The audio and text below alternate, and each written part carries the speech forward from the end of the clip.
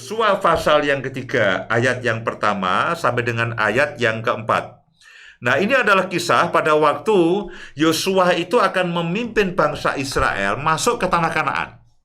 Yosua memimpin bangsa Israel masuk ke tanah Kanaan. Saya berharap firman ini akan menolong saudara memasuki tahun ini. Yosua pasal yang ketiga, ayat yang pertama. Yosua bangun pagi-pagi, lalu ia dan seluruh orang Israel berangkat dari Sitim. Dan sampailah mereka ke sungai Yordan, maka bermalamlah mereka ke sana, di sana sebelum menyeberang. Setelah lewat 3 hari, para pengatur pasukan menjalani seluruh perkemahan dan memberi perintah kepada bangsa itu, katanya, segera sesudah kamu melihat tabut perjanjian Tuhan Allahmu yang diangkat para imam yang memang suku Lewi, maka kamu harus juga berangkat dari tempatmu dan mengikutinya. Dan mengikutinya. Dikatakan begini, ketika tabut perjanjian Tuhan itu diangkat para imam, yaitu suku Lewi, dan itu berangkat dan berjalan dari tempatmu, kamu harus mengikutinya. Nah, Bapak Ibu dan semua saudara, pada zaman itu, tabut perjanjian Tuhan itu menggambarkan akan kehadiran Tuhan sendiri. Tabut perjanjian Tuhan itu menggambarkan akan Tuhan sendiri, menggambarkan akan kehadiran Tuhan sendiri. Di atasnya ada kedua kerub, di atasnya itu ada Shekinah glory, ada kemuliaan Tuhan. Dari antara kedua kerub itulah dikatakan bahwa Tuhan berbicara kepada Musa berhadapan muka. Jadi tabut perjanjian itu merupakan lambang, representasi Tuhan sendiri pada waktu itu. Amen. Nah, Yosua dan akan memimpin orang Israel masuk ke tanah Kanaan. Dan mereka katakan begini, kamu harus mengikuti tabut perjanjian. Kemana tabut itu berjalan? Dia ke kanan atau ke kiri? Kamu kalau dia ke kanan, kamu harus ke kanan. Kalau dia ke kiri, kamu harus ke kiri. Ada masalahnya. Kenapa? Karena jalan yang mereka akan lalui itu belum pernah mereka jalani sebelumnya. Mereka selama 40 tahun itu berputar-putar di padang gurun. Itu padang gurun mereka hafal. Batunya di mana, sungainya di mana, ada pohon korma di mana, ada pohon zaitun di mana, itu ada mungkin air di mana, mereka semua hafal dengan padang gurun.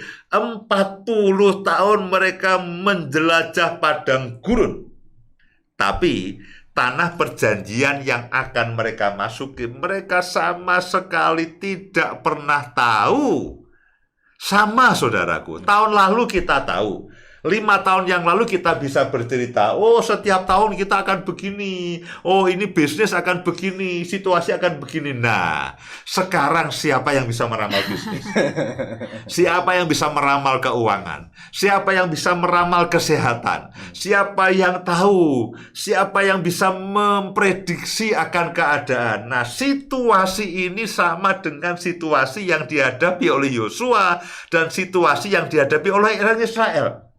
Jalan yang akan mereka tempuh dan jalan yang akan mereka lalui itu belum pernah dilalui sebelumnya. Sama Bapak Ibu Saudara semuanya, saya melihat dan menurut saya kita tidak pernah masuk ke dalam tahun baru dalam situasi yang tidak serba tidak menentu seperti ini. Tidak pernah.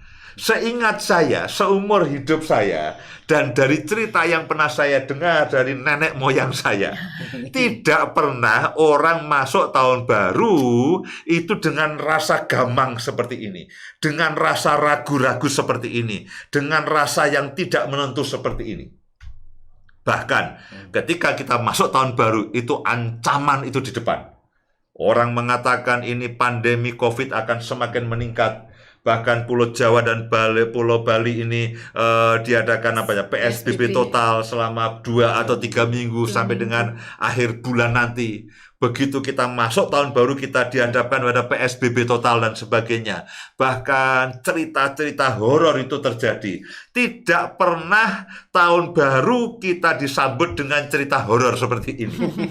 Biasanya tahun baru, wow, kita berpesta, pora semuanya. Ini tidak ada pesta, tidak ada kumpul-kumpul, tidak ada kembang api dan sebagainya. Semua dalam keadaan prihatin, sama dengan situasi yang dialami oleh orang Israel pada waktu itu. Mereka masuk ke satu tanah yang mereka tidak pernah tahu. Mereka belum pernah lalui sebelumnya, di mana musuh mereka tidak tahu. Dan sama dengan tahun ini, kita juga tidak tahu. Tapi Tuhan tahu. Alkitab mengatakan ketika mereka masuk ke tanah Kanaan, mereka harus mengikuti arah kemana itu tabut perjanjian itu berjalan. Kalau berhenti, mereka berhenti, ke kanan, mereka ke kanan. Nah, ini satu prinsip yang penting, saudaraku. Bahwa pada tahun ini, kita mau katakan Tuhan itu di depan kita.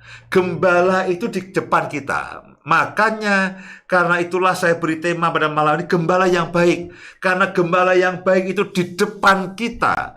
Dia yang akan berjalan di depan kita. Dia yang akan menuntun perjalanan akan kehidupan kita semuanya.